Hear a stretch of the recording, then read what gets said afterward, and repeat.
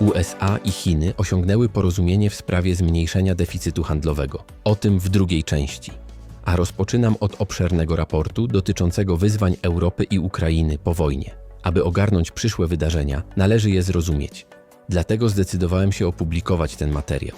Ze względu na ilość materiału, analiza ta zostanie przedstawiona w 7 częściach przez 7 kolejnych dni. Jedno wyjaśnienie.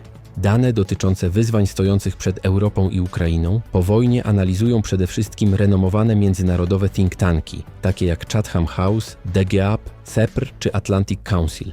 W badania zaangażowane są również wyspecjalizowane inicjatywy badawcze, jak UA Transformation Lab czy EPC, które skupiają się na odbudowie, bezpieczeństwie i integracji europejskiej.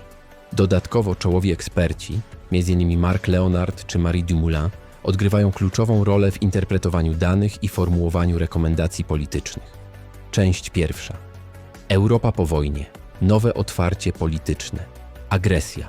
Rosji na Ukrainę spowodowała trwałe pogorszenie stosunków politycznych i dyplomatycznych między Unią Europejską a Rosją. Szybka normalizacja tych relacji wydaje się niemożliwa. Zaufanie zostało poważnie nadszarpnięte, a państwa członkowskie Unii domagają się rozliczenia odpowiedzialnych za zbrodnie wojenne oraz rekompensat za straty, które poniosła Ukraina. Unia Europejska radykalnie ograniczyła kontakty dyplomatyczne z Rosją do minimum. Wielu rosyjskich dyplomatów zostało wydalonych z krajów członkowskich, a regularne rozmowy polityczne wstrzymano całkowicie. Bruksela zawiesiła także wszelkie formy współpracy, takie jak szczyty UE-Rosja, które odbywały się regularnie przed rokiem 2022. W powojennych realiach relacje te pozostaną chłodne, chyba że w Moskwie nastąpi fundamentalna zmiana polityczna. Jednocześnie wśród państw członkowskich UE mogą pojawić się różnice podejścia. Państwa bałtyckie i Polska zdecydowanie opowiadają się za utrzymaniem twardego stanowiska wobec Moskwy, podczas gdy inne kraje mogą preferować pragmatyczną współpracę w wybranych kwestiach, takich jak negocjacje pokojowe lub wymiana więźniów. Mimo to oficjalnym stanowiskiem Unii Europejskiej pozostaje przekonanie, że normalne relacje z Rosją są niemożliwe po jej agresji na suwerenne państwo europejskie.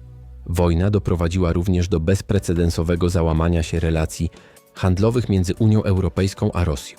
Unia nałożyła aż 16 pakietów sankcji na Rosję do początku roku 2025, sukcesywnie poszerzając ich zakres. Sankcje te objęły sektor finansowy, eksport, nowoczesnych technologii, transport oraz kluczowe surowce energetyczne. Efektem tych działań był drastyczny spadek wymiany handlowej. Według danych Eurostatu eksport unijnych towarów do Rosji zmniejszył się o 58%, a import z Rosji spadł aż o 86% między początkiem roku 2022 a trzecim kwartałem roku 2024. Szczególnie dotkliwe okazało się embargo na rosyjską ropę naftową, węgiel i stopniowe zaprzestanie importu gazu ziemnego. Do końca roku 2024 Unia praktycznie zakończyła import rosyjskiego gazu rurociągowego, zastępując go gazem skroplonym LNG z innych krajów oraz inwestując w odnawialne źródła energii. Choć Rosja próbuje obchodzić sankcje przez reeksport swoich surowców przez państwa trzecie, Unia stale uszczelnia system restrykcji. Najbardziej znaczącym skutkiem wojny jest trwałe zerwanie wcześniejszej współpracy energetycznej między Unią a Rosją. Przed wojną około 40% gazu importowanego przez Europę pochodziło właśnie z Rosji. Konflikt wymusił przyspieszoną dywersyfikację źródeł energii, między innymi budowę nowych terminali LNG i zwiększenie dostaw gazu z USA, Kataru, Norwegii oraz Azerbejdżanu. Do połowy roku 2024 udział Rosji w imporcie gazu do UE zmniejszył się do minimalnego poziomu, a import ropy niemal całkowicie ustał. W przyszłości Europa nie zamierza powracać do wcześniejszych projektów energetycznych z Rosją, takich jak Nord Stream, inwestując zamiast tego w odnawialne źródła energii i efektywność energetyczną. Podsumowując, relacje Unii Europejskiej z Rosją po zakończeniu wojny znajdują się na historycznie najniższym poziomie.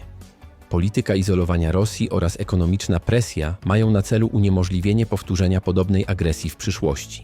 Europa przygotowuje się na długotrwałe funkcjonowanie bez współpracy z Rosją w kluczowych obszarach gospodarki i bezpieczeństwa, odrzucając wcześniejsze koncepcje integracji Rosji z europejskim systemem gospodarczym.